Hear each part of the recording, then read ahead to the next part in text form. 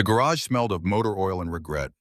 Captain James Brennan, retired, wiped his hands on a rag that had seen better days, much like the man holding it. 62 years on this earth. 23 of them spent in the uniform of the United States Army. The rest spent trying to forget what those 23 years had cost him. Outside, the Texas sun beat down on Fort Hood with the same merciless intensity it had for decades. Inside this cramped workspace, surrounded by the carcasses of broken-down trucks and the ghosts of better days, Brennan found something close to peace, not happiness. Peace was different. Peace was the absence of screaming, the absence of fire, the absence of watching your friends die in a metal coffin while you survived. The radio crackled to life on the workbench. News, always news. He reached for the dial to shut it off, but a phrase caught his attention. In a controversial move, the United States military is considering purchasing foreign main battle tanks for the first time in its history. Sources say the Pentagon is evaluating the Israeli Merkava Mark IV and a modernized version of Russia's T-90 tank through intermediary allies. Brennan's hand froze on the wrench he'd been holding. His jaw tightened. Foreign tanks. The brass was actually considering putting American boys in foreign tanks. He thought of his son David, somewhere in Poland right now, sitting in an aging M1 Abrams that was older than most of the kids operating it. They don't understand, he muttered to no one. They don't understand a damn thing. He turned the radio off and stared at the engine block in front of him. A Ford diesel, 12 years old, with a cracked cylinder head. Fixable. Everything was fixable if you had the right tools and the patience. But some things, once broken, never ran quite the same way again. He knew that better than most. The afternoon stretched long and quiet. Brennan lost himself in the work, the way he always did. Disassembly, diagnosis, repair. There was a rhythm to it, a logic that made sense.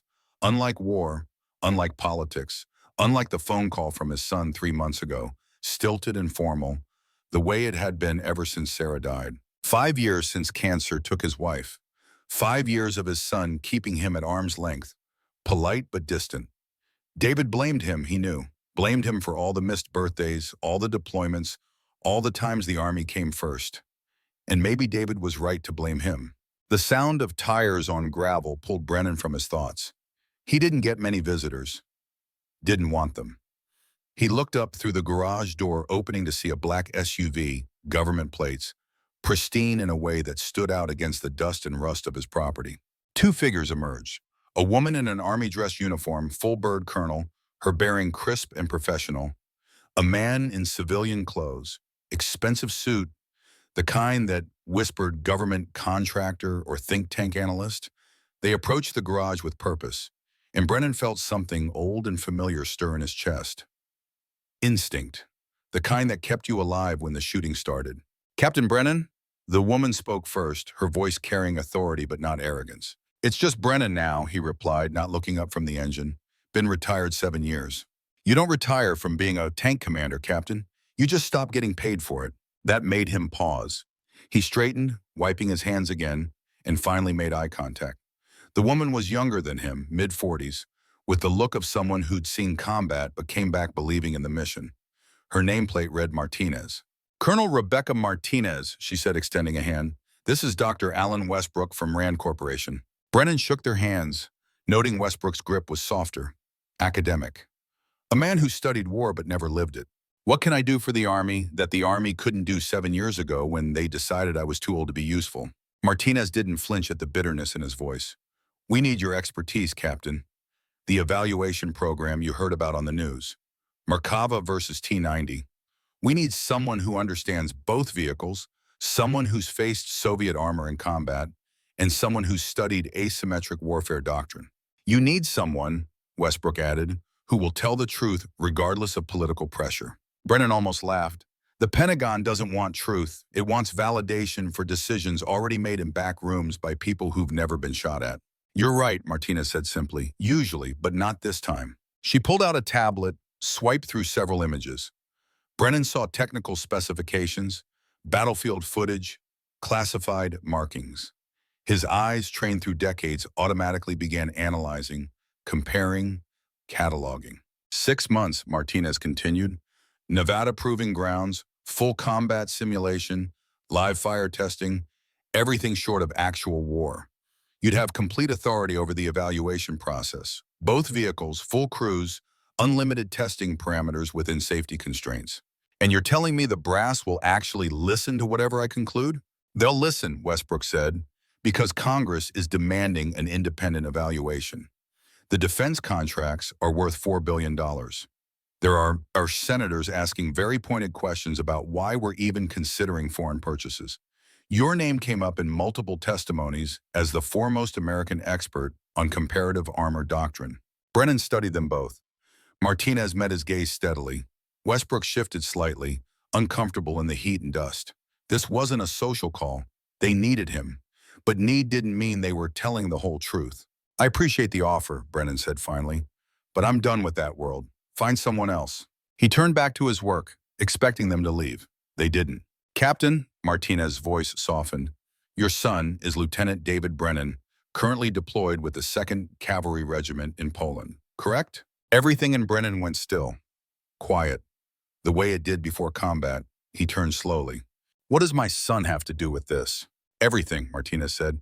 She pulled up another image on the tablet. David's unit, M1A2 Abrams tanks, worn from decades of service in multiple wars. The next generation of American armor will be what keeps your son alive, what keeps thousands of sons and daughters alive. The decision we make in the next 6 months will determine what they fight in for the next 30 years. Brennan felt something crack inside his chest. The careful distance he'd maintained, the walls he'd built. Martinez had found the weakness and driven straight through it. We're offering $250,000 for 6 months of work, Westbrook added, reading the moment wrong, thinking money mattered. Brennan ignored him. His eyes stayed locked on Martinez. You want me to choose which tank my son might die in? I want you to choose which tank gives him the best chance to come home. The silence stretched between them, filled with the weight of 23 years of service, 5 years of grief, and the unbridgeable gap between a father and son who'd forgotten how to talk to each other. When do we start? Brennan asked. 3 days later, Brennan found himself in the back of a military transport helicopter, flying over the Nevada desert toward a location that officially didn't exist. His duffel bag contained everything he owned that mattered. Some clothes, his service pistol, a Colt 45 that had been with him since the Gulf War. A photograph of Sarah and David from better days, faded and creased from being carried through too many deployments. The proving ground appeared like a mirage in the desert heat. 400 acres of restricted military testing area, surrounded by fences and security that suggested something more serious than routine equipment evaluation. As the helicopter descended, Brennan could see 2 massive shapes under camouflage netting, the subjects of this entire operation. Colonel Martinez met him on the landing pad. The rotor wash whipped dust and noise around them as they walked toward a cluster of prefabricated buildings that served as the command center. Your quarters are basic but functional, Martinez shouted over the helicopter noise. Briefing in 1 hour. The crews are already here. Inside the operations center, the temperature dropped 40 degrees courtesy of industrial air conditioning. Maps covered the walls. Computer stations hummed with data processing. And at the center of it all, 2 large display screens showing technical readouts of the Merkava Mark IV and the T-90 MS. Brennan studied them with the intensity of a man whose son's life might depend on what he learned. The Merkava, Israeli design find born from the bitter lessons of the Yom Kippur War. 65 tons of armor prioritizing crew survival above everything else. Engine mounted in front, an unorthodox choice that provided additional protection for the crew compartment. Modular armor design allowing rapid battlefield repairs. 120mm main gun capable of firing advanced kinetic penetrators and the Layhat anti-tank guided missile. Trophy active protection system that could intercept incoming rockets and missiles before they struck the hull. The T-90 MS, Russian engineering philosophy distilled to its essence. 46 tons of lethal efficiency, lower profile, faster, more agile. 125mm main gun with autoloader, eliminating the need for a 4th crew member. Explosive reactive armor bolted to conventional steel plating. Sophisticated fire control system and night vision capabilities. Proven in combat from Chechnya to Syria. 2 entirely different philosophies of armored warfare. The Merkava said, protect your soldiers at all costs. The T-90 said, make your tank too fast and too lethal to be hit in the first place. Brennan had spent decades studying both approaches. He'd fought against Soviet doctrine in Iraq when Saddam's T-72s came screaming across the desert at 70 kilometers per hour, fast and deadly until American gunnery put them down. He'd analyzed Israeli tactics after the Lebanon War, understanding how urban combat and asymmetric threats demanded different solutions than open desert warfare. Now he had to decide which philosophy suited American needs. American soldiers, his son. The briefing room filled with personnel over the next 30 minutes. Martinez took the head of the table. Westbrook sat with a laptop, already typing notes. And then the crews arrived. 4 men entered first, the Merkava crew. Sergeant First Class Marcus Williams walked with the confidence of a man who'd earned his rank the hard way. 38 years old, built like a linebacker, with eyes that had seen bad things and decided to keep going anyway. Ranger tab on his shoulder, combat infantryman badge, Purple Heart. Behind him, Specialist Rodriguez, 26, compact and wiry, the look of someone who grew up on video games and first-person shooters before the Army taught him what real combat felt like. Driver qualified on 6 different armored vehicles. Corporal Jenkins brought up the rear. 29, technical specialist, the kind of soldier who could strip and rebuild a radio system blindfolded, but looked uncomfortable in his own skin outside of a vehicle. And then the 4th position, empty for now. The driver's position that would need to be filled. 3 men entered next, the T-90 crew. Master Sergeant Viktor Kozlov moved like a predator, 45 years old, but he carried those years with a hardness that suggested most of them had been spent in places where softness meant death. His accent was thick, Russian, and his eyes were the coldest thing Brennan had seen since the last time he looked in a mirror. Staff Sergeant Mike Chen, 34, former Marine, Chinese-American with the quiet competence of someone who'd seen enough combat to know when to talk and when to shut up and do the job. His file said 3 tours, 2 Silver Stars, and a medical discharge for shrapnel wounds that he'd somehow convinced the Army to waive. Private Tommy Nash, 22 years old, fresh, scared. The kind of kid who probably lied about his age to enlist and was now realizing what he'd signed up for. Martinez made quick introductions. The crews sized each other up with the eternal rivalry of soldiers who drive different vehicles but serve the same flag, mostly. Kozlov's presence complicated things. A Russian advisor on an American evaluation of Russian equipment. It made political sense. It made operational sense. But it sat wrong in Brennan's gut. Gentlemen, Martinez began, you're here because you're the best qualified personnel available for this evaluation. Captain Brennan will be leading the test protocol. His word is final on all matters relating to vehicle performance and tactical employment. You will treat this like combat operations. No shortcuts, no safety waivers unless absolutely necessary. We need to know exactly what these machines can do and what they can. Westbrook spoke up. The evaluation will proceed in phases. Mobility trials first, cross-country performance, urban maneuvering, obstacle negotiation, then gunnery qualifications, static, moving, long range, close range, finally combined arms exercises with infantry support and air coordination. 6 months, Martinez added. At the end, Captain Brennan will provide his recommendation to the Joint Chiefs and Congressional Oversight Committees. Questions? Williams raised his hand. Sir, what happens if we break something? Fix it, Brennan said. Part of the evaluation is maintenance requirements, field repair capability, and logistical sustainability. If you break it and can't fix it in a combat-relevant time frame, that's data. Kozlov leaned back in his chair. And if someone gets hurt? Medical evac is 12 minutes by helicopter, Martinez replied. We have a fully equipped field hospital on site. But let me be clear. This is as close to real combat as we can make it without actual enemy combatants. People have died in training exercises before. Don't let that be you. The briefing continued for another hour. Safety protocols, communication procedures, testing schedules. Brennan watched the crews, reading body language, looking for problems before they developed. Williams kept glancing at Kozlov, not hostility exactly, recognition. Like looking at someone you'd seen before but couldn't quite place. Kozlov noticed. His mouth twitched in something that wasn't quite a smile. Chen sat perfectly still, absorbing everything, saying nothing. Rodriguez fidgeted, nervous energy barely contained. Jenkins typed notes on a tablet, already cataloging technical specifications. Nash looked like he wanted to be anywhere else. When the briefing ended, the crews dispersed to their quarters. Brennan caught Williams on the way out. Sergeant, A word. They walked outside into the late afternoon heat. The sun hung low over the mountains, painting the desert in shades of amber and blood. You know Kozlov from somewhere, Brennan said. Not a question. Williams was quiet for a long moment.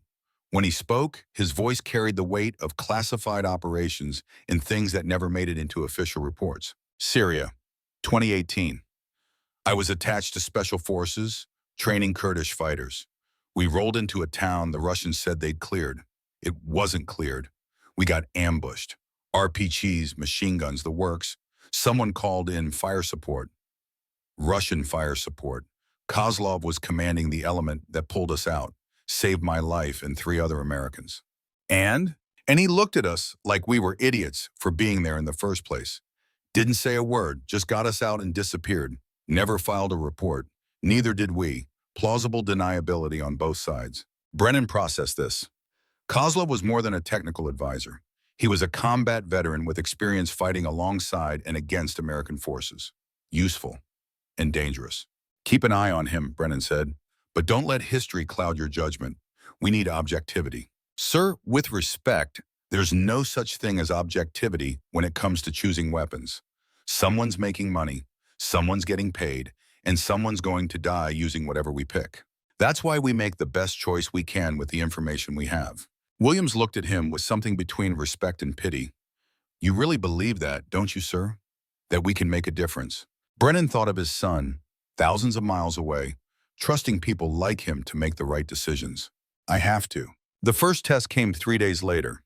Not the scheduled mobility trials. Something else entirely. Brennan woke at 0400 hours, old habits dying hard. He was in the command center by 0430, reviewing test protocols, when he heard the sound of an engine roaring to life in the vehicle bay. The Merkava? Someone had started it without authorization, without safety crew, without clearance. He ran toward the bay, but by the time he got there, the 65-ton machine was already moving, rolling out of the hangar with surprising speed for something that size. Brennan could see Rodriguez in the driver's position, but the turret was unmanned, the hatches open. Rodriguez, Brennan shouted into his radio. Shut it down now. The young specialist didn't respond. The Merkava continued forward, picking up speed, heading toward the test range where the obstacle course had been partially constructed. Earthen berms, concrete barriers, and one particularly deep tank trap that hadn't been filled in yet. 15 feet deep, steep sides. Hit that at speed and the tank would nosedive, potentially crushing the driver and damaging the vehicle beyond repair. Brennan saw what was about to happen, saw it with the clarity of someone who'd watched too many vehicles get destroyed, too many soldiers get killed. Martinez, he barked into the command channel. I need the emergency shutdown signal for the Merkava. Now! We don't have one. It's not our vehicle. The tank was 100 meters from the trap. 75. 50. Brennan did the only thing he could think of. He grabbed a nearby Humvee, keys still in the ignition, because this was a military base and some habits were universal, and floored it toward the Merkava's path. He'd been a tank commander for 2 decades. He knew armor, knew its capabilities and limitations. A Humvee couldn't stop a main battle tank, but it could get the driver's attention. He pulled alongside of the Merkava, matching its speed, leaning on the horn. Rodriguez's head turned, eyes wide, confused. Brennan pointed frantically at the tank trap ahead. 25 meters, 20, 15. Rodriguez saw it, slammed on the brakes. The Merkava's weight fought momentum, tracks digging into desert hardpan, throwing up plumes of dust and gravel. 10 meters, 5. The tank stopped with its front glacis plate hanging over the edge of the trap. Another 3 feet, and it would have gone in. Brennan pulled the Humvee to a stop and jumped out. His heart hammered against his ribs, adrenaline singing in his blood the way it hadn't in 7 years. Rodriguez climbed out of the driver's hatch, shaking. The kid looked about 16 years old in that moment, scared and confused. I don't know what happened, sir. I was checking the controls, familiarizing myself with the layout, and it just started moving. The throttle, it was already engaged, the transmission already in gear. I tried to stop it, but the controls weren't responding right. Brennan climbed onto the Merkava, checking the driver's compartment. Everything looked normal, but when he examined the control panel more closely, he found it.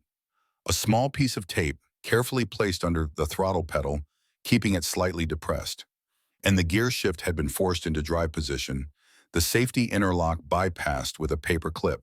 Someone had sabotaged the tank, set it up to roll forward the moment someone started the engine, set it up to go into that trap. He looked at the trap itself, 15 feet deep. A driver could survive that with injuries, but the vehicle would be totaled, knocked out of the evaluation before testing even began. "Sir," Rodriguez said quietly, "I could have died." "But you didn't. Someone wanted this tank disabled, not you dead." The timing was too precise. They knew morning checks would happen around 0500. They knew you'd be the one doing them. Who would sabotage our own evaluation? That was the question, wasn't it? Brennan looked back toward the command center, where lights were now coming on as people reacted to the emergency. Martinez was running toward them. Westbrook not far behind. The crews were emerging from their quarters. And somewhere among them was someone who didn't want this evaluation to proceed fairly. Someone who wanted the Merkava out of contention, which meant someone had already decided the T-90 should win, and they were willing to wreck equipment and risk lives to ensure that outcome. Brennan had spent 7 years trying to leave the war behind. But the war, it seemed, had other plans. Martinez reached them, breathless. "What the hell happened?" "Sabotage," Brennan said flatly. "Someone rigged the Merkava to drive into that trap during morning checks." Her face went hard. "That's impossible. This is a secure facility." And yet here we are. Westbrook arrived, looking genuinely shocked. "Captain, are you suggesting someone on this base deliberately tried to destroy evaluation equipment?" "I'm not suggesting anything. I'm stating facts.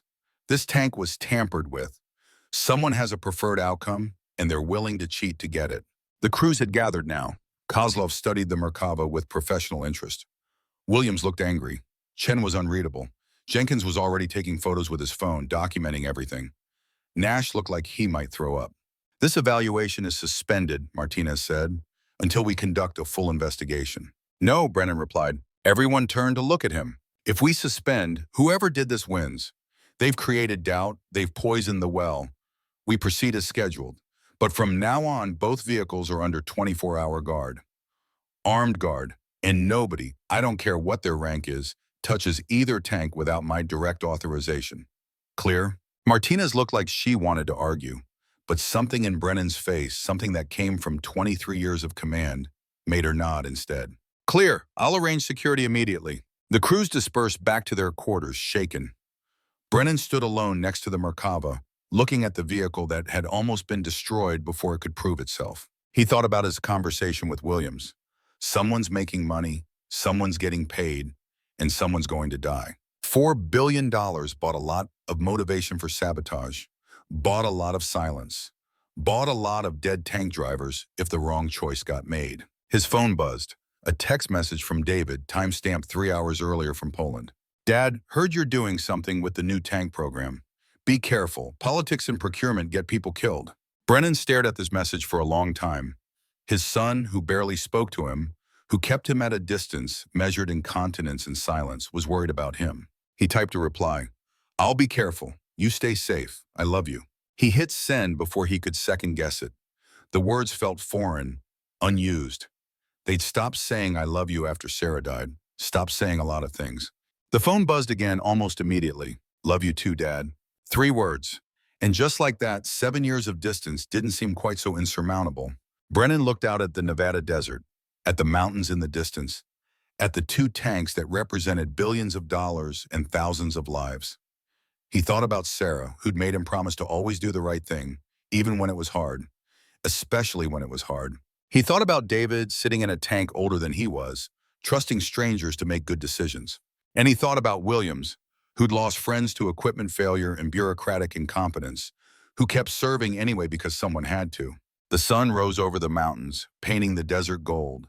A new day, a new mission. Captain James Brennan, 62 years old, retired for 7 years, stood a little straighter. He'd been called back to duty, not officially, not with orders and paperwork. But duty didn't care about paperwork. Duty was the promise you made to the person next to you. The promise that you'd do your best, give everything, leave nothing on the field. He'd made that promise 23 years ago when he first put on the uniform. He'd kept it through 2 wars and a dozen deployments. He'd kept it even after they told him he was too old, even after Sarah died, even after David stopped calling. And he'd keep it now. For David. for all the sons and daughters who'd inherit whatever decision came out of this desert proving ground. Someone had tried to sabotage the evaluation. Someone wanted to control the outcome. But they'd made one critical mistake. They'd brought James Brennan into the game, and he didn't lose. Not when lives were on the line. Not when his son was counting on him. The last commander was back in the fight, and this time he'd see it through to the end. The proving ground transformed overnight into something resembling a forward operating base under imminent threat. Armed guards patrolled the vehicle bay in shifts. Security cameras appeared at every angle, their red lights blinking like watchful eyes. Martinez had brought in military police from Fort Irwin, soldiers who didn't know the crews and had no stake in which tank won the evaluation. Brennan approved. Trust was a luxury they could no longer afford. The investigation into the sabotage went nowhere. Martinez's security team found no fingerprints on the tape or paperclip. No surveillance footage showed anyone entering the vehicle bay during the critical window. Whoever had done it knew the blind spots, knew the timing, knew exactly how to avoid detection. Professional work. That bothered Brennan more than anything else. 3 weeks passed, 3 weeks of cautious testing, constant vigilance, and the kind of tension that made men snap at each other over nothing. The mobility trials proceeded under heavy security. Both tanks performed admirably across the Nevada terrain, each showcasing their respective strengths. The Merkava moved like a fortress, steady and deliberate, its weight distributed across wide tracks that let it traverse soft sand without bogging down. Rodriguez had recovered from the sabotage incident, though Brennan noticed the young specialist checking and rechecking every control before starting the engine. The T-90 moved like a hunting cat, quick and agile, dancing across obstacles that should have slowed it down. Nash drove with increasing confidence, his fear gradually replaced by the intoxication of controlling 70 tons of lethal machinery. But the real test came in month 3 when they constructed the urban warfare simulation. The engineers had worked for 2 weeks building a mock-up city in the middle of the desert. Concrete buildings rose 3 and 4 stories high, their walls reinforced to withstand tank fire. Streets barely wide enough for a tracked vehicle wound between structures. Alleys created kill zones. Rooftops provided perfect positions for simulated anti-tank teams. They called it Little Fallujah.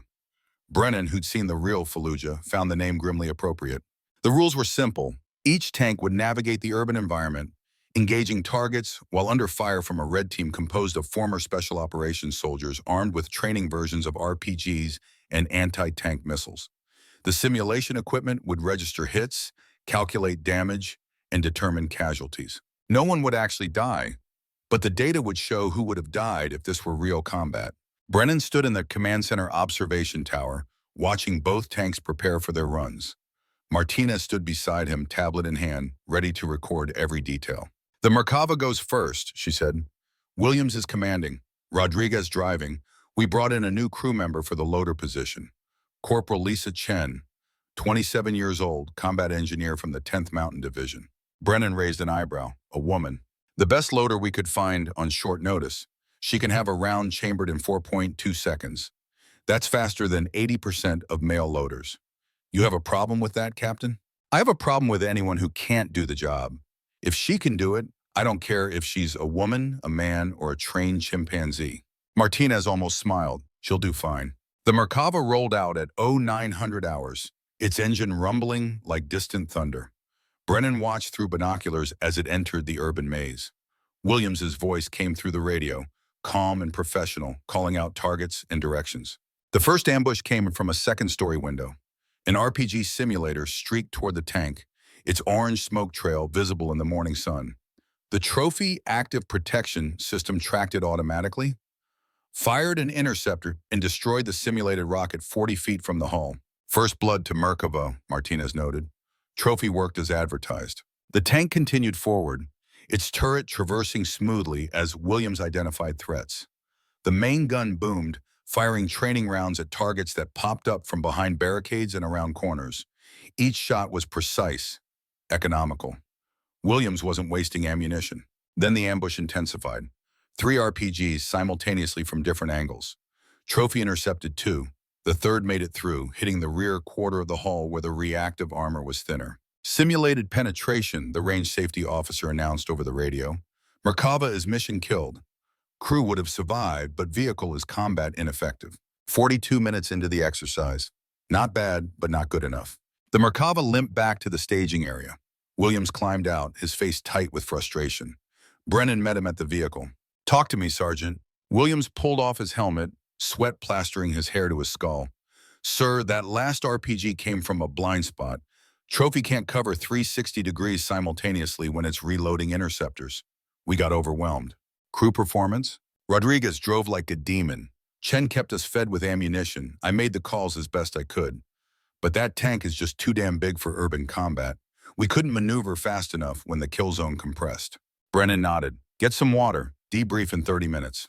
The T-90 rolled out an hour later. Kozlov commanded, his voice clipped and precise over the radio. Chen from Williams's crew, had been replaced by the T-90's regular gunner, Mike Chen. The confusion of having two Chens in the evaluation had led to some dark humor about cloning programs. The Russian tank entered Little Fallujah like a wolf entering a sheep pen. Where the Merkava had moved cautiously, testing each corner, the T-90 attacked. It accelerated hard into the maze, its lower profile making it harder to target from elevated positions. The first RPG never had a chance. The T-90 was already past the ambush point before the red team could fire. The second and third met the same fate. Speed was armor. Speed was survival. Kozlov's tactics were aggressive to the point of recklessness. He pushed the tank through intersections at 30 kilometers per hour, betting that velocity would save them more reliably than caution. And for 20 minutes, he was right. Then physics caught up with audacity. The T-90 screamed around a corner into a pre-planned kill zone. 4 RPGs from 4 different positions, all firing within a 2-second window. 2 hit. The first penetrated the side armor. The second hit the turret ring. "Catastrophic kill," the range safety officer announced. "T-90 total loss. All crew casualties." The simulation ended. The T-90 rolled to a stop, smoke grenades deployed to simulate the vehicle burning. Nash climbed out first, pale and shaking. Mike Chen followed, stone-faced. Kozlov emerged last, his expression unreadable. 28 minutes. Faster than the Merkava, but everyone had died. Brennan watched from the tower as medics checked the crews for actual injuries from the violent maneuvers. No one was seriously hurt, but the psychological impact was clear. Williams looked vindicated, almost smug. Kozlov looked like a man calculating what had gone wrong and how to fix it. "So," Martinez said quietly, "speed versus protection, the eternal debate." "It's not that simple," Brennan replied, "Twin. Different tactics, different philosophies. The Merkava tried to survive through defense. The T-90 tried to survive through offense. Both failed. Which approach is better?" Brennan thought about his son David, about every young soldier who'd ever climbed into a metal box and driven toward people trying to kill them. The one that brings them home. That night, Brennan couldn't sleep. He sat in his quarters reviewing footage from both exercises, looking for something he couldn't quite define. A pattern, a weakness, an answer to the question that had been bothering him since the sabotage incident. Who stood to gain if the evaluation failed completely? A knock interrupted his thoughts. He opened the door to find Westbrook standing there, looking nervous. The analyst had been keeping a low profile since the sabotage, focusing on data collection and staying out of everyone's way. "Captain, I need to talk to you privately." Brennan stepped aside, let him in. Westbrook looked around the small room as if checking for surveillance devices, then spoke in a low voice. "I've been analyzing the data from both tanks. Performance metrics, system diagnostics, everything. And I found something in the T-90's computer systems, something that shouldn't be there." "Explain." Westbrook pulled out a laptop, opened files filled with code that looked like digital hieroglyphics to Brennan's eyes. "This is the T-90's fire control system software, standard Russian military architecture. But buried in the code, hidden behind legitimate functions, there's a secondary program, a backdoor." Brennan felt ice water replace the blood in his veins. A backdoor to what? To everything. Engine controls, weapon systems, communications. Someone with the right access codes could remotely shut down the tank, or worse, take control of it. The sabotage on the Merkava, I think it was a distraction. The real problem is the T-90. It's been compromised from the factory. "Can you prove this?" "I've been documenting everything, but Captain, if I'm right, this goes deeper than just our evaluation. If the U.S. military buys these tanks, we'd be putting our soldiers in vehicles that could be remotely disabled or controlled by a foreign power." Brennan processed this. A compromised weapon system, a backdoor that could turn American tanks into remotely controlled coffins. And someone knew about it. Someone who tried to eliminate the Merkava from competition so the T-90 would win by default. We need to tell Martinez immediately. No, Westbrook said urgently. Sir, I don't know who we can trust. Whoever planted that backdoor has allies. They have access. If we go public too soon, the evidence will disappear, and probably so will I. Then what do you suggest? I need 48 hours to make copies of everything, create redundant backups, and establish a dead man's switch. If something happens to me, the information automatically goes to multiple news outlets and congressional committees. Insurance. Brennan studied the analyst. Westbrook was scared, genuinely terrified, but he wasn't running. That took courage. You have 24 hours, Brennan said, and you don't leave this building without an armed escort. Consider yourself in protective custody. Captain, 24 hours, doctor. Then we bring this to Martinez and let her decide how to proceed. But if what you're saying is true, we can't sit on it. American soldiers' lives are at stake. Westbrook nodded, gathered his laptop, and left under the escort of an MP that Brennan called to accompany him. After he was gone, Brennan sat in the dark, thinking. A backdoor in the T-90, a sabotage attempt on the Merkava, a multi-billion-dollar defense contract at stake, and somewhere people willing to kill to protect their interests. His phone buzzed. A text from David. Dad, things are heating up here. Russian exercises near the border. We're on high alert. Wish we had better equipment. Love you. Brennan stared at this message. His son, in an aging tank, facing a potential threat from the very forces that had built the T-90. The irony was almost too much to bear. He typed back, stay sharp, watch your six, coming home soon with answers. But would the answers come fast enough? And would they be the right ones? Brennan pulled his service pistol from the duffel bag, checked the magazine, chambered around. Old habits, old instincts, the feeling that violence was coming, close now, close enough to taste. He was right. The explosion came at 0300 hours. Brennan was still awake, studying reports, when the concussion wave rattled his windows. He was out the door and running before the echoes faded, pistol in hand, his 62-year-old body moving with muscle memory from 2 decades of responding to contact. The vehicle bay was on fire. Flames poured from the building where both tanks were stored. Soldiers ran in all directions, some toward the fire with extinguishers, others away from potential secondary explosions. Martinez appeared shouting orders, organizing a response. Brennan ran toward the bay. Someone grabbed his arm. Williams. Sir, you can't go in there. The hell I can't. Those tanks are our mission. The tanks are metal. Westbrook was in there. Everything stopped. The noise faded. The world narrowed to those 6 words. Westbrook was in there. He went to download more data from the T-90 an hour ago. Williams continued. I saw him go in. I haven't seen him come out. Brennan pulled free and ran into the inferno. Heat hit him like a physical force, stealing the air from his lungs. Smoke turned the world into a hellscape of orange and black. He pulled his shirt over his mouth and nose, squinted against the searing temperature, and pushed deeper. The T-90 sat wreathed in flames, its paint blistering, its systems cooking off with small pops and bangs as electronics failed. Next to it, a body. Westbrook lay on the concrete, not moving. Blood pooled under his head. Even from a distance, Brennan could see the unnatural angle of the man's neck. He reached the analyst, checked for a pulse knowing he wouldn't find one. Westbrook's eyes stared at nothing, his laptop crushed beside him. Its screen shattered and its hard drive exposed to the flames. This wasn't an accident, this was murder. Strong hands grabbed Brennan from behind, pulled him backward. He fought for a moment before recognizing Williams and Kozlov working together to drag him from the fire. They emerged into the cool desert night, coughing and gasping. The fire crew got the blaze under control over the next 20 minutes. By the time it was safe to enter, both tanks were damaged but salvageable.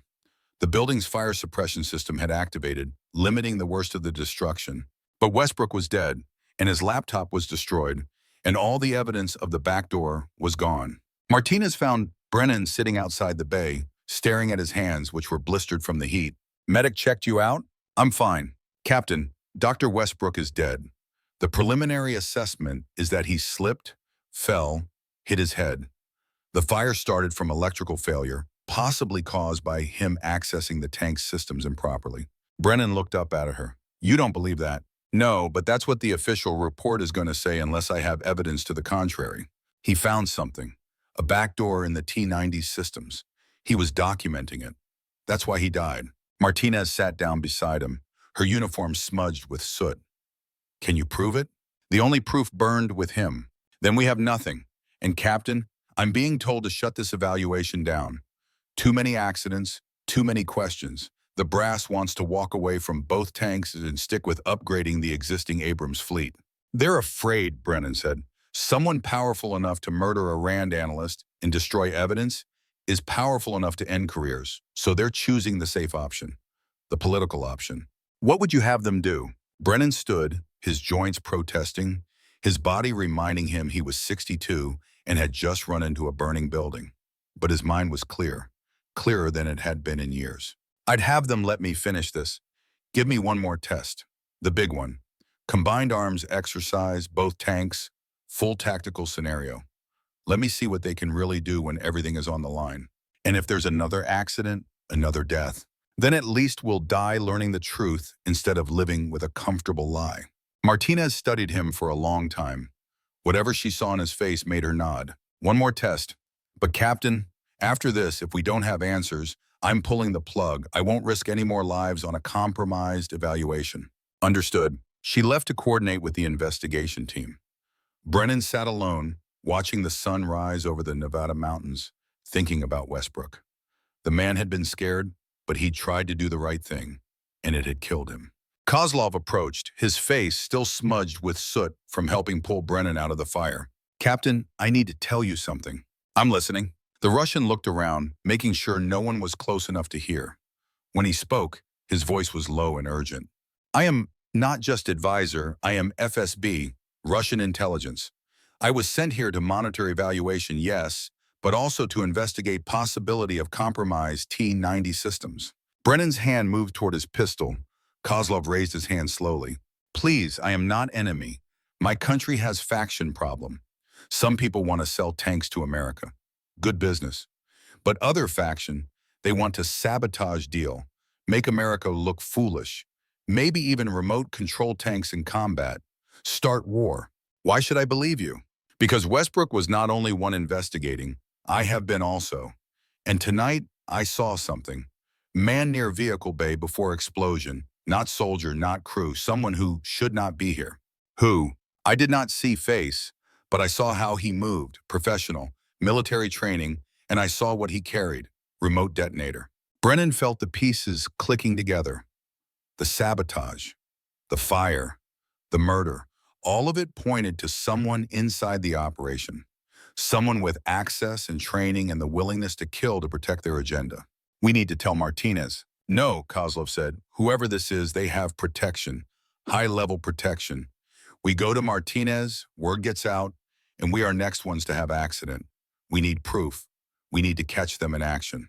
How? Your final test, the combined arms exercise. I think they will try again.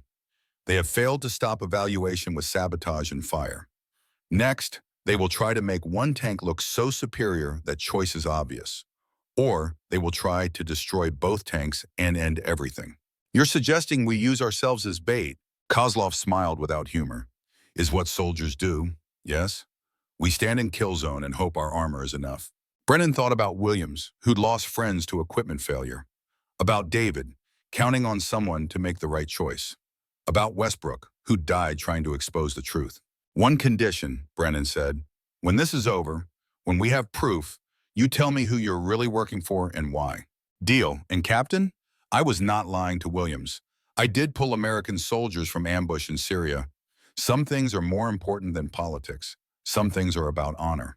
They shook hands, two old soldiers from different countries, united by the understanding that corruption killed more men than bullets ever could. The combined arms exercise was scheduled for 1 week later. Martinez announced it to the full team at an evening briefing, her voice carrying the weight of someone who knew this might be the last throw of the dice. Both tanks will participate simultaneously, she explained. The scenario is a deep strike mission. You'll have infantry support, simulated air cover, and a convoy to protect. Your objective is to punch through 30 kilometers of hostile territory, eliminate a high-value target, and extract back to friendly lines. Red team, Williams asked. Former Delta and Rangers. They've been preparing ambush positions for 3 days. They know you're coming. They know your capabilities, and they're going to do everything in their power to kill you. Nash raised his hand, nervous. Ma'am, is this safe? No, Private, it's not. This is as close to combat as we can simulate. People can get hurt. Equipment can fail. But this is what these tanks are designed for. And if they can't handle this, they can't handle real war. The briefing continued for another hour. Routes, communication protocols, rules of engagement. Brennan watched the crews, reading their faces. Williams looked determined, ready to prove the Merkava could handle anything thrown at it. Rodriguez looked focused, the sabotage incident a memory he'd moved past. Lisa Chen looked calm, professional, a soldier doing her job. Mike Chen mirrored his namesake, quiet competence personified. Nash looked terrified, but trying to hide it. And Kozlov looked like a man preparing for battle. Real battle. After the briefing, Brennan gathered both crews together privately. Listen up. I know that there's been rivalry between you. Merkava versus T-90, Israeli design versus Russian. But tomorrow you're not competitors. You're teammates. You watch each other's backs. You cover each other's sectors. You treat this like you're all on the same side, because you are. Any questions? Williams and Kozlov exchanged a look. Something passed between them, an understanding forged in shared combat and shared purpose. No questions, sir, Williams said. We're good. The night before the exercise, Brennan sat in his quarters cleaning his pistol. The ritual was soothing, familiar. Disassemble, clean, lubricate, reassemble. His hands moved automatically while his mind worked through scenarios. Tomorrow, someone would make their move. He could feel it. And when they did, he needed to be ready. A soft knock at the door. He opened it to find Martinez, holding 2 glasses and a bottle of bourbon. Thought you could use a drink, Captain. He let her in. She poured 2 fingers in each glass, handed him one. They sat in silence for a moment, 2 soldiers contemplating the eve of battle. You know this is crazy, she said. The logical thing would be to shut this down, cut our losses, go home. Since when has logic won wars? Fair point. She sipped her bourbon. What do you think happens tomorrow? Someone tries to sabotage the exercise, either to make the T-90 look good or to destroy the whole program. Either way, they've killed once. They'll kill again if they need to. And you're willing to bet your life on catching them? Brennan thought about his answer. Thought about Sarah, who'd made him promise to always do the right thing. Thought about David, who needed him to be the father he'd never quite managed to be. I've spent 7 years hiding in a garage, fixing other people's problems because I couldn't fix my own. Tomorrow, I get a chance to actually matter again. To make a difference that counts. Yeah, I'm willing to bet my life on that. Martinez raised her glass. To making a difference. To doing the right thing. They drank. The bourbon burned going down, warm and alive. For a moment, Brennan felt 20 years younger. Felt like the man who'd led soldiers into combat, who'd made impossible decisions, who'd believed he could change the world. Then the moment passed, and he was 62 again, tired and scarred and running out of time to make amends. But he still had tomorrow. And tomorrow the truth would come out, one way or another. The sun would rise over the Nevada desert in 6 hours. 2 tanks would roll into a simulated war zone. And Captain James Brennan would finally get his answers. Or die trying. Dawn broke over Nevada like a wound opening in the sky, all red and gold and violent beauty. Brennan stood beside the Merkava, watching his breath fog in the cold desert air, feeling the weight of 62 years and 23 years of service pressing down on his shoulders. Today would answer questions. Today would end things, one way or another. The combined arms exercise would begin at 0800 hours. Both tanks sat ready, their crews performing final checks with the careful attention of men who knew their lives depended on every bolt, every wire, every system functioning perfectly. Williams ran his hand along the Merkava's main gun, almost affectionate. She's ready, Captain. Rodriguez sat in the driver's position, eyes closed, mentally rehearsing every turn, every shift, every maneuver they'd planned.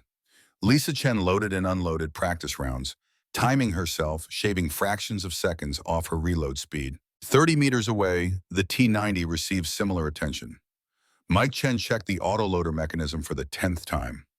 Nash looked pale but determined, and Kozlov stood apart, scanning the horizon, his eyes never still. Martinez emerged from the command center, tablet in hand, surrounded by observers, generals from the Pentagon, congressional staffers, defense contractors in expensive suits, All of them here to watch, to judge, to decide the fate of billions of dollars and thousands of soldiers. Captain Brennan, Martinez called. Final briefing in 10 minutes. Brennan nodded, but his attention was elsewhere, focused on the observers. One of them was the enemy. One of them had killed Westbrook, had sabotaged the Merkava, had orchestrated everything to ensure a specific outcome. He just didn't know which one. The briefing room filled quickly. Martinez stood at the front, her demeanor crisp and professional, betraying none of the tension Brennan knew she felt. Gentlemen, today's exercise represents the culmination of 4 months of intensive evaluation. Both vehicles will proceed along the Route Viper, a 30-kilometer course through varied terrain. They will encounter prepared ambush positions, simulated IEDs, and anti-tank teams equipped with training ammunition. Their mission is to reach Objective Ajax, eliminate the high-value target, and extract to the rally point. She pulled up a map on the display screen. Route Viper snaked through the Nevada proving ground like its namesake, winding through gullies, across open desert, and finally into an industrial complex that had been built specifically for urban warfare training. Rules of engagement are combat realistic. Red Team has authorization to use all available simulated weapons. Both tank crews will operate independently, but are authorized to coordinate if tactical situations require it. Communications will be monitored. Medical evacuation is on standby. Questions? A man in a suit raised his hand. Richard Dalton, Senior Vice President of Titan Defense Systems, one of the largest military contractors in the world. Brennan had noticed him earlier, noticed how his eyes lingered on the T-90 with what looked like possessive interest. Colonel Martinez, can you clarify the decision-making timeline? When will the final recommendation be submitted? Captain Brennan will provide his assessment within 48 hours of this exercise's completion. That assessment will go directly to the Joint Chiefs in the Senate Armed Services Committee. And if the assessment is inconclusive, Martinez's jaw tightens slightly. Then we'll be recommending neither vehicle and pursuing alternative options. But I have faith in Captain Brennan's expertise. Dalton sat back, his expression unreadable. But Brennan saw something flicker in the man's eyes. Calculation. Concern. The briefing ended. Crews moved to their vehicles. Observers filed into the elevated command center where they could watch through cameras and screens. And Brennan stood in the middle of the staging area, feeling the desert wind on his face, wondering if he'd made the right call. Kozlov appeared beside him, quiet as smoke. You see Dalton's face? The Russian murmured. I saw. Titan Defense Systems. They have contract to supply ammunition for T-90 if deal goes through. $400 million over 5 years. He has much to lose if evaluation fails. Enough to kill for? Men have killed for much less. Williams approached from the other direction. Sir, we're ready to roll. Permission to mount up? Brennan looked at both men. Williams, who'd lost friends and kept serving. Kozlov, who'd crossed enemy lines to do the right thing. Two warriors from different worlds, united by something deeper than nationality. Listen carefully, Brennan said quietly. I'm riding with you, Williams, in the commander's position. I need to see this firsthand. Sir, regulations say, I wrote half those regulations, Sergeant. I'm getting in that tank. Kozlov, you command the T-90 as planned. But both of you remember what I said yesterday. You watch each other's backs. Something happens to one vehicle, the other responds. Clear? Clear, they said in unison. Brennan climbed onto the Merkava's hull, the metal warm under his hands despite the cool morning. He lowered himself into the commander's cupola, and the world narrowed to the interior of the tank. Cramped, efficient, the smell of oil and metal and electronics. Williams settled into the gunner's position. Rodriguez in front at the driver's controls. Lisa Chen ready at the loader's station. Comms check, Brennan said into the intercom. Driver up, Rodriguez replied. Gunner up, Williams added. Loader up, Chen confirmed. Commander up, let's roll. The Merkava's engine growled to life, 1,500 horsepower of turbocharged diesel, creating a subsonic rumble that Brennan felt in his bones. This was what he'd missed. Not the killing, not the war, but this moment of total focus, where everything else fell away and only the mission mattered. The T-90 started up 30 seconds later. Both tanks moved toward the starting line, their tracks churning desert hardpan into dust plumes. Martinez's voice came through the radio. Anvil 1 and Anvil 2, you are cleared hot. Execute at your discretion. Good hunting. Brennan keyed his mic. Anvil 1 moving. Anvil 2 rolling, Kozlov responded. Route Viper opened before them like a throat leading into darkness. The first 5 kilometers were deceptively quiet. Open desert, good visibility, terrain that favored the defender. Brennan scanned constantly through his optics, looking for threats, for movement, for anything out of place. Contact left, 800 meters, Williams called. Infantry team with ATGM. Identified, Brennan confirmed. Driver, angle left 30 degrees. Gunner, target infantry team. The Merkava pivoted smoothly. Williams acquired the target. Firing. The main gun boomed, the breech recoiling, the spent casing ejecting with a metallic clang. Downrange, the simulated anti-tank team's equipment registered the hit and shut down, marking them as casualties. Good kill, Brennan said. Driver, continue route. The T-90 was 500 meters to their right, moving faster, its lower profile making it harder to spot. Brennan watched it through his optics, saw it engage a target he'd missed, saw the precision of Kozlov's crew. Different tactics, different strengths, both effective in their own ways. The terrain changed at kilometer 7. They entered a wadi, a dry riverbed with steep sides, limited maneuver room. Perfect ambush country. I don't like this, Rodriguez said over the intercom. Too confined. Stay sharp, Brennan replied. Gunner, watch high ground both sides. The attack came fast. IED simulation directly ahead, the sensor package registering as 100 kilograms of explosive. Rodriguez saw it, braked hard, the Merkava's weight fighting momentum. Back up, Brennan ordered. Reverse now. But before Rodriguez could react, the hillside erupted. Not with one simulated RPG, but with 6, all firing simultaneously from concealed positions that hadn't been there in the briefing maps. The trophy system engaged, intercepting 4. 2 got through. 1 struck the front glacis, absorbed by the heavy armor. The second hit the turret. Alarm screamed. The training system registered catastrophic damage. Anvil 1 is hit, Brennan reported, his voice calm despite the chaos. Simulated mission kill. Crew status green, but vehicle is combat ineffective. Martinez's voice came back tense. Anvil 1, hold position for damage assessment. Anvil 2, continue mission. But Kozlov's voice cut through. Negative. Anvil 2 moving to support Anvil 1. Anvil 2, you are ordered to continue the mission. With respect, Colonel, mission is to evaluate combat effectiveness. Cannot evaluate if we abandon wingman to die. Moving to support. The T-90 appeared on the ridgeline above the wadi, its turret traversing, engaging the ambush positions. Mike Chen's gunnery was surgical, each round finding its target. The red team withdrew under the withering fire. Brennan felt something warm spread through his chest. Not heat, not adrenaline, something else. Pride, maybe, or hope. Anvil 2, you just saved our lives, he said into the radio. Is what soldiers do, Kozlov replied. Now let us finish mission together. The T-90 descended into the wadi, positioned itself beside the disabled Merkava.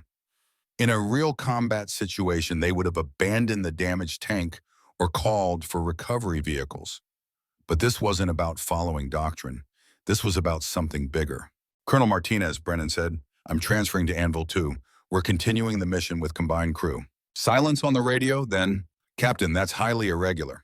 So is everything about this evaluation, permission granted or denied? Another pause. Granted, but Captain, be careful, something feels wrong about this. Brennan climbed out of the Merkava, his joints protesting, his body reminding him he was too old for this. Williams followed. Sir, I'm coming with you. Negative. You stay with your crew, monitor systems. If anything else happens, you report it immediately. Williams looked like he wanted to argue, but discipline held. Yes, sir, and Captain, don't get killed. We need you to finish this. Brennan and Williams gripped hands briefly, the gesture carrying weight beyond words.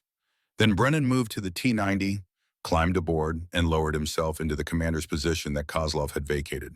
Is cozy, yes, Kozlov said with dark humor. He'd moved to the gunner's position beside Mike Chen. It's a coffin, Brennan replied, but it's a fast coffin. Let's move. Nash got them rolling. The T-90 was everything the Merkava wasn't. Cramped, hot, loud. But it moved like liquid lightning, responsive and quick. They cleared the wadi, emerged onto open desert, and immediately came under fire. A prepared ambush, more sophisticated than anything in the briefing. Heavy machine gun positions, simulated artillery, and 3 red team vehicles equipped to simulate enemy armor. Contact right, multiple threats, Kozlov called. Mike, target enemy armor. Nash, get us moving, maximum speed. The T-90 accelerated hard. 50 kilometers per hour, 60. The ride was brutal. Every bump and depression transmitted directly through the suspension. but they were moving too fast for the ambush to track them effectively. Firing, Mike Chen announced. The autoloader chambered around, the gun fired. One enemy vehicle down. Reloading, firing.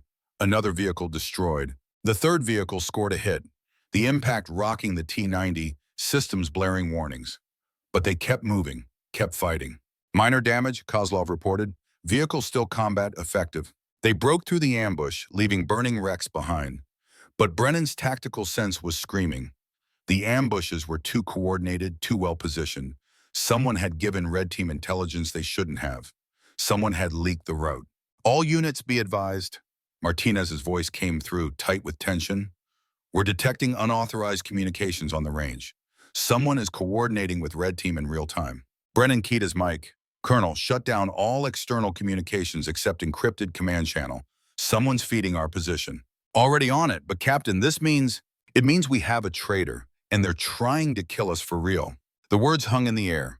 What had been a training exercise with safety protocols had just become something else, something deadly. Nash's voice cracked. Sir, are you saying someone's actually trying to kill us? Drive, Private, just drive. They approached Objective Ajax 15 minutes later. The industrial complex loomed ahead, all concrete and shadows in 1,000 places for things to go wrong. According to the scenario, a high-value target was located in the central building. They were supposed to engage, destroy, and extract. But as they got closer, Brennan saw something that made his blood run cold. Fresh tire tracks, recent, heavy vehicles, multiple axles. Hold position, he ordered. Something's wrong. He scanned through his optics, studying the complex, and there, barely visible in the shadows of a loading dock, he saw it. A real vehicle, not a training simulation, an actual armored personnel carrier. Colonel Martinez, we have unauthorized vehicles at Objective Ajax. Actual combat vehicles, not simulations.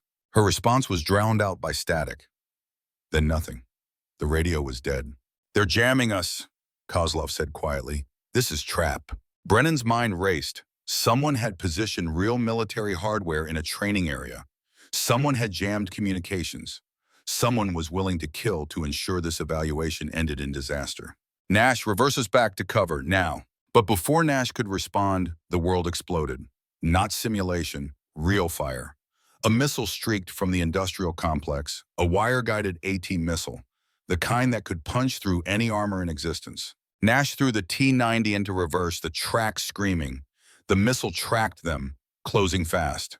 Kozlov grabbed the controls, activated smoke grenades, anything to break the missile's targeting.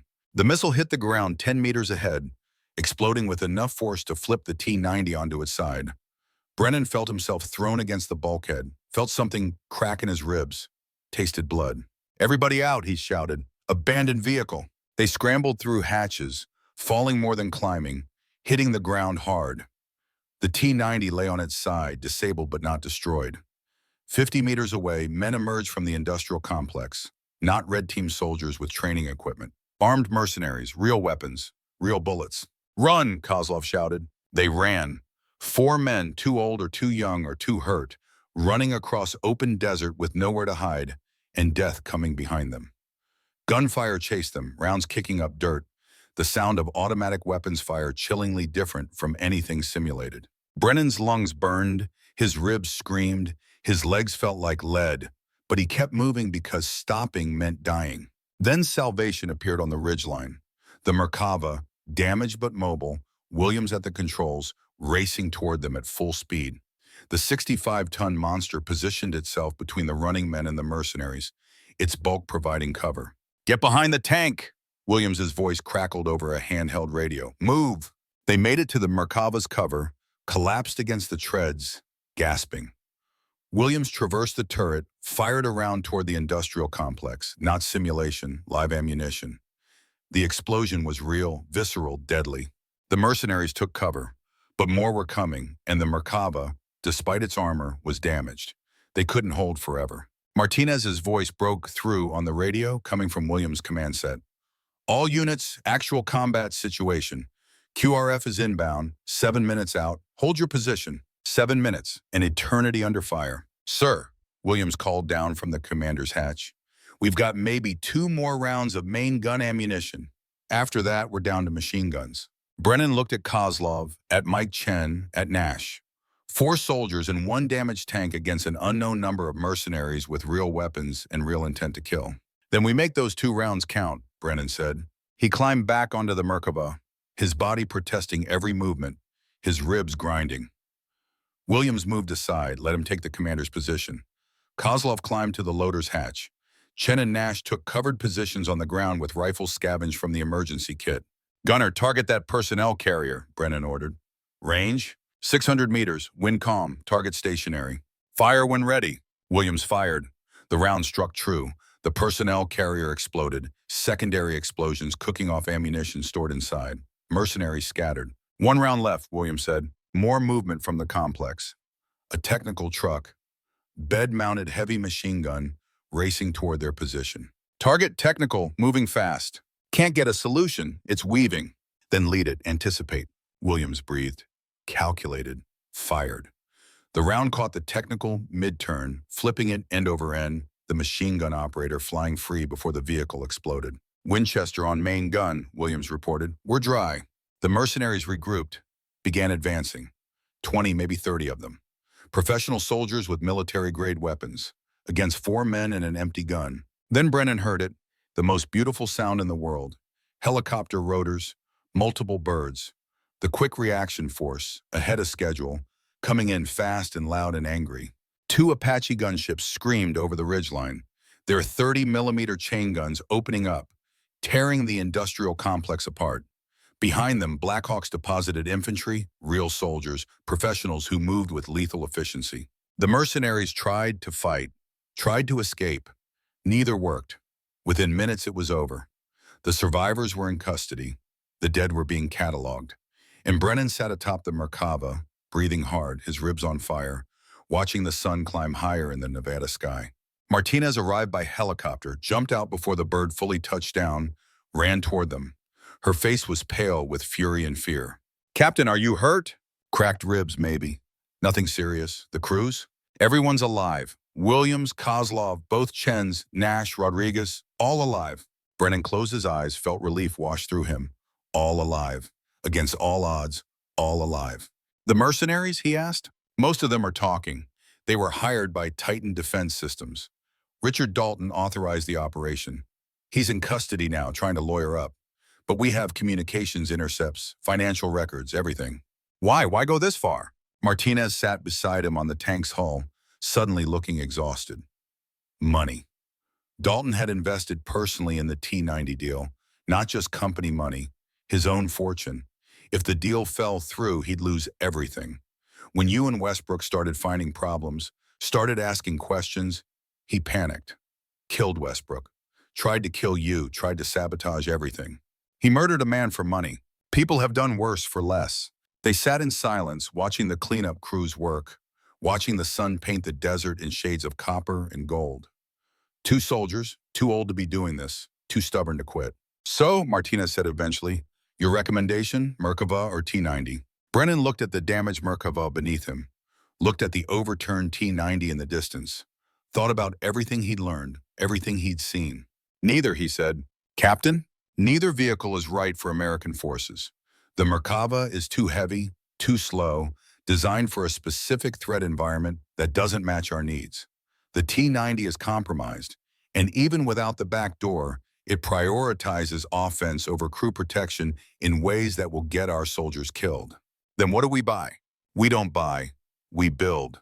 We take the lessons from both. The Merkava's crew protection philosophy, the T-90's mobility and firepower. We add American technology, American manufacturing, American values. We create something new." Martinez smiled. "That's going to be expensive. Congress will hate it. Congress can send their own kids to fight in inadequate equipment if they want to save money. My recommendation stands." She nodded. "I'll support it. Your report is due in 48 hours. Can you write it?" "With cracked ribs and a lot of coffee? Yeah, I can write it." The helicopter lifted Martinez back to the command center. Williams climbed up beside Brennan. "Sir, permission to speak freely?" "Granted. That was the most insane thing I've ever been part of, and I've been in some serious firefights. You saved our lives, Sergeant. Bringing the Merkava in when we were exposed. That was brave and stupid in equal measure." Williams grinned. You trained me, sir. Brave and stupid is what tankers do. Kozlov approached, helped Mike Chen climb onto the hull. Nash followed. One by one, the crews assembled on the Merkava, sitting together, watching the sun, not speaking, not needing to. Different backgrounds, different countries, different vehicles. But in the end, they were all soldiers, and soldiers understood things that words couldn't capture. 3 days later, Brennan sat in a hotel room in Washington, D.C., his laptop open, his report complete. 40 pages of analysis, conclusions, and recommendations. He'd laid it all out. The technical data, the tactical assessments, the corruption, the murder, the truth. His phone buzzes, David calling. Dad. Hey, son. I heard what happened. The news is saying there was some kind of incident at the Nevada testing ground. Are you okay? Cracked ribs. Nothing serious. Dad, the news is saying you almost died. That's not nothing. Brennan smiled despite the pain in his chest. It's complicated, but I'm okay, and I'm coming to see you. Silence on the line. Then, what? I'm flying to Poland, taking leave. Thought maybe we could talk. Really talk, if you want. I want that. I've wanted that for a long time. Me too, son. Me too. They talked for another 20 minutes, the longest conversation they'd had in 5 years. Not about tanks or war or missions. About life. About Sarah. About the distance between them and the bridge they were starting to build. When he hung up, Brennan felt lighter than he had in years. Not happy, not yet, but hopeful. And hope was enough. He submitted his report at midnight, attached the supporting documentation, copied it to 3 separate congressional committees and 2 journalists known for integrity. If something happened to him, the truth would still come out. But nothing happened. The report landed like a bomb in the Pentagon and Capitol Hill. Within a week, Titan defense systems collapsed. Richard Dalton was indicted on charges of murder, conspiracy, and treason. The T-90 deal was dead. The Merkava evaluation concluded with respect and acknowledgement of its capabilities, but a recommendation to pursue domestic alternatives. And buried in the report's conclusion, Brennan had written a paragraph that would define the next generation of American armor. The future of armored warfare does not lie in choosing between competing philosophies, but in synthesizing the best elements of each. We must build vehicles that protect their crews as fiercely as the Merkava, move as swiftly as the T-90, and incorporate American innovation in digital battlefield integration, active protection systems, and hybrid propulsion. This will be expensive. This will be difficult. But our soldiers deserve nothing less than equipment designed with their survival and success as the primary consideration. Any other approach is a betrayal of the oath we swore to support and defend. 6 months later, the Pentagon announced the M1A3 Next Generation Main Battle Tank Program. $50 million in initial funding, a prototype to be delivered in 18 months, and an advisory board headed by a retired Army captain named James Brennan. He stood in his garage in Texas looking at the letter, feeling the weight of it. They wanted him back. Not for 6 months, for years. To oversee the development, to ensure the lessons learned weren't forgotten. His phone rang. Martinez. Captain, did you get the letter? I got it. And? Brennan looked around his garage. The tools, the broken engines, the quiet life he'd built to escape the memories. I'm 62 years old, Colonel.